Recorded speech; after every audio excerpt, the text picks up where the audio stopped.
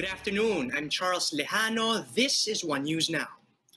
The Health Department says Manila-based facelift may be commendable, but onlookers must still adhere to strict health protocols.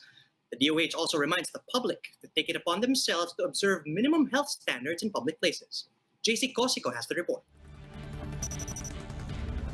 The Health Department has expressed alarm after people flocked to Ross Boulevard over the weekend to take a look at Manila-based artificial white sand.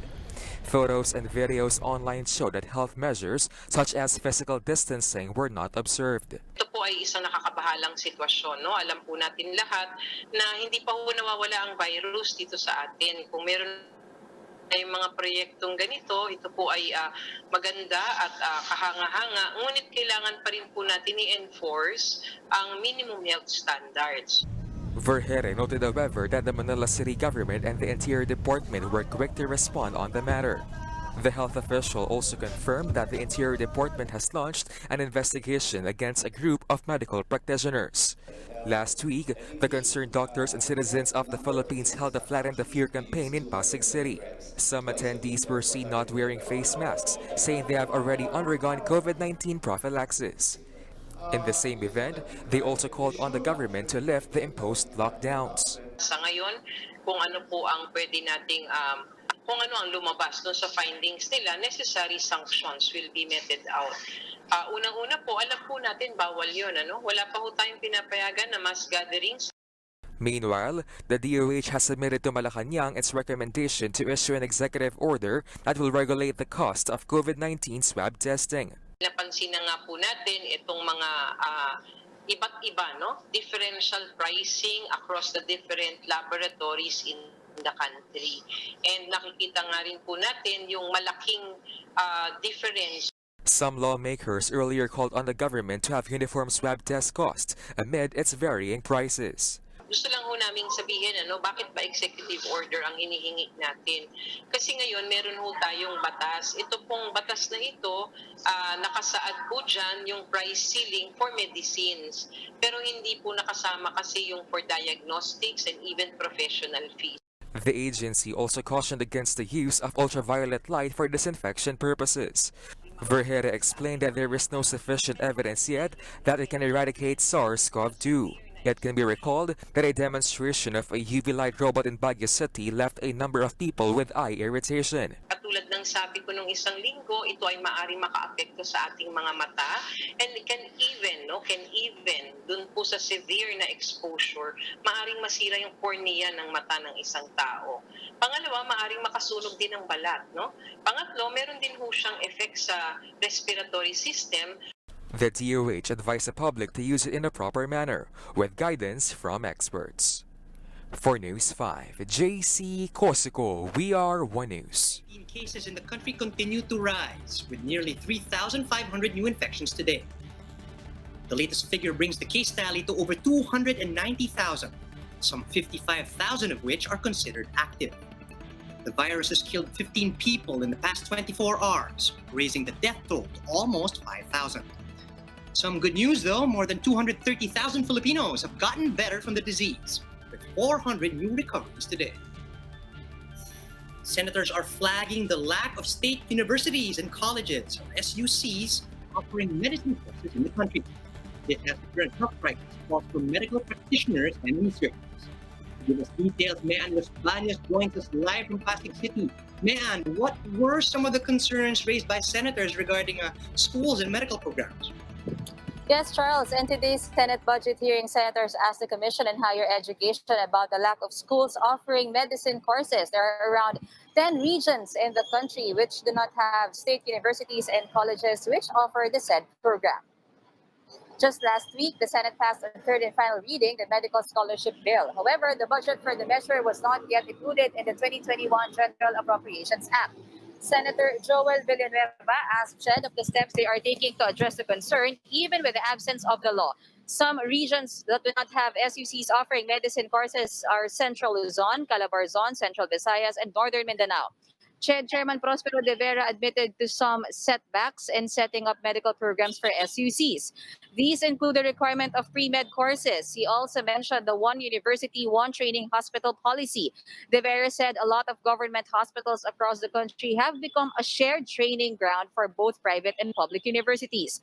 He also noted that some regions like Caraga do not have level 3 public hospitals, which is a prerequisite for them to be utilized for medical training. The good news, though, Charles, is that SUCs in some regions are now applying to offer medicine courses. Meanwhile, the University of the Philippines administration is doing a feasibility study on building a UP Philippine General Hospital in Diliman. Though this is still not included in their budget request for 2021, UP President Danilo Concepcion said they will need 9 billion pesos for the first phase of its construction. Charles, Concepcion said the planned UPPGH in Diliman will have a 700-bed capacity. It will also come with the College of Medicine and Cancer Research Center. Charles? Right, man. Thanks for that. You mentioned that there are 3 SUCs that are proposing to offer medicine courses. Could you tell us what these schools are and what exactly do they need to jumpstart their said programs? Charles, these schools are actually located in the regions which currently do not have SUCs which offer medicine courses. These universities or SUCs are Western Mindanao University, Cebu Normal University, and University of Southeastern Philippines and Davao del Sur.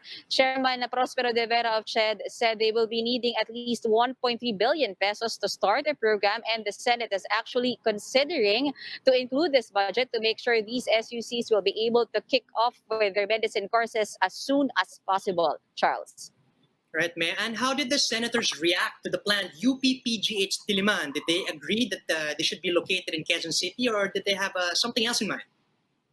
Actually, Charles, the senators do not have an issue with the construction of a second UPPGH building, but some of them, or several senators, including Senator Villar, Angara, and Villanueva, are actually suggesting that it should not be constructed in Quezon City because there are a lot of hospitals already present in Quezon City. They want the UPPGH, the second UPPGH, to be constructed in UP Los Baños in Region 4A, where there is still no public hospital with an SUC that is offering a medicine course. Charles? All right, thanks for that. That was Mean Los Baños reporting live from Pasig City. Thank you. President Duterte has allowed some 1,500 Filipino nurses and other medical professionals to leave and work overseas. In his briefing this afternoon, Palace spokesperson Harry Roque said only those with complete documents as of August 31 will be allowed to leave. The Philippine Overseas Employment Administration earlier urged the president to extend the exemption from the deployment ban for healthcare workers. The POEA had temporarily suspended the deployment of health professionals abroad so they can help fight COVID-19 in the country. Roque said President Duterte will discuss the matter during his address to the nation tonight. Wala pa pong desisyon sa total lifting, pinagbigyan lang po yung nagkagastos na para sa mga papeles. So wala na pong pwedeng reklamo na nagkaroon sila ng gastos tapos hindi sila na. More stories after the short break. Keep it here.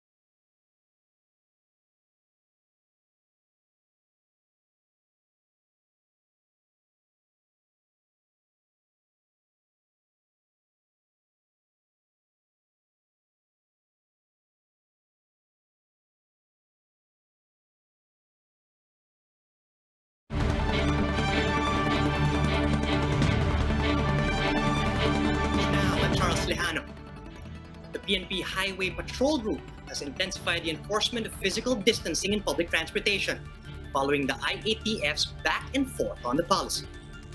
Earlier today, authorities inspected passengers' compliance with a 1-meter distancing rule.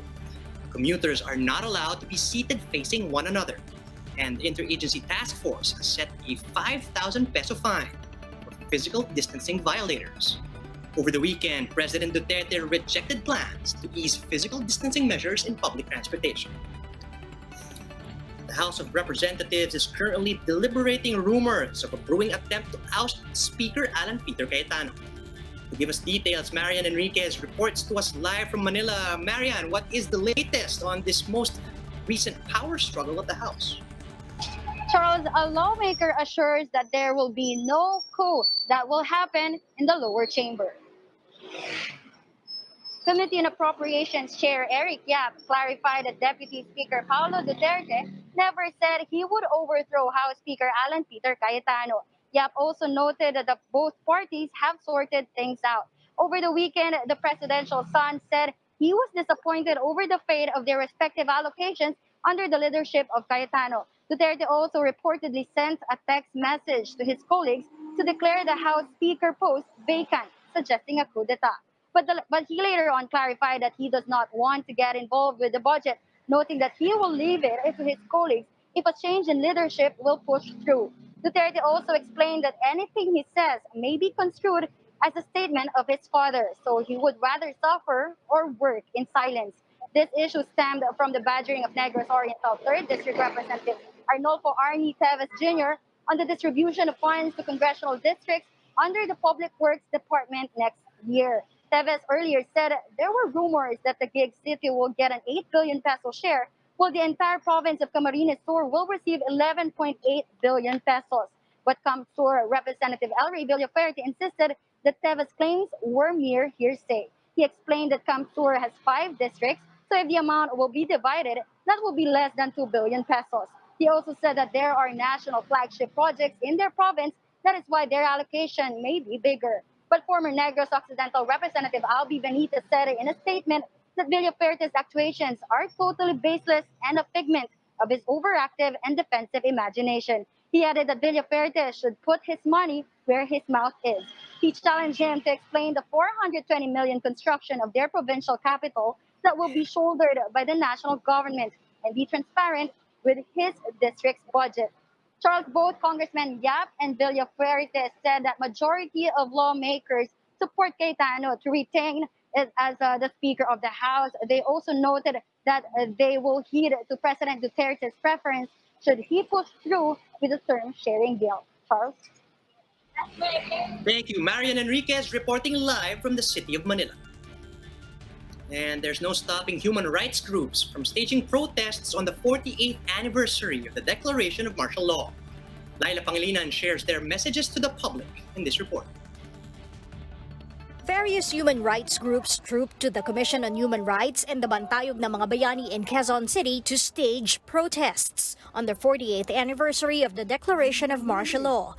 Bayan Muna Chairman Nery Colmenares, who was imprisoned under the dictatorship of Ferdinand Marcos, said he fears another despotic rule, this time with President Duterte as mastermind. Si Marcos ay nangako na kaya siya nag-martial law para sa pagbabago, para tanggalin ang korupsyon, ang krimen, at ipamigay ang lupa sa mga magsasaka at trabaho para sa manggagawa. Ganun din ang ginawa ni Duterte.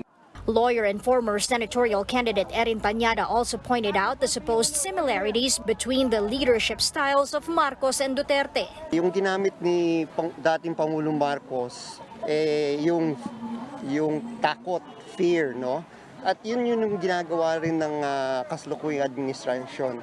Tinatakot niya yung mga mamamayan sa pamamagitan sa laban sa droga para hindi makita yung mga problemang hinaharap ng pangkaraniwang mamamayan. Yung usapin tungkol sa kahirapan na hanggang ngayon at lalong lumalala sa panahon ng pandemya. Staunch Marcos critic and human rights lawyer Chel Jokno meanwhile reminded the Filipinos to never forget the atrocities done during the martial law. Diyan sa record natin yan eh. Nasa mga desisyon ng Korte Suprema, nandito sa bantayog ng mga bayani, at marami pang mga ebidensya kung paano nilabag ng mga Marcos ang mga karapatang pantao kung paano nila ninakaw ang pera ng bayan. Kaya huwag tayong madadala dun sa mga sinasabi nilang napakaganda daw ng martial law nung panahon na yun. Kabataan Party List Representative Sara Ilago echoed this. Ang saysay ng kasaysayan ay para hindi na maulit muli ang mga nangyaring abuso noon, magpasa hanggang ngayon, at para sa susunod na mga henerasyon ng mga Pilipino. The groups also called on the Duterte administration to stop the killings, especially among the urban poor. They proceeded to the UP Diliman to continue their protests. For News 5, Laila Pangilinan, we are One News. For more updates, follow News 5, the Philippine Star, and Business World online. Visit our website, onenews.ph, for in-depth analysis. And you can also catch One News on the Signal Play app. Register for a free account now at www.signalplay.com so you can stream One News live anytime and anywhere. I'm Charles Lejano. We are One News.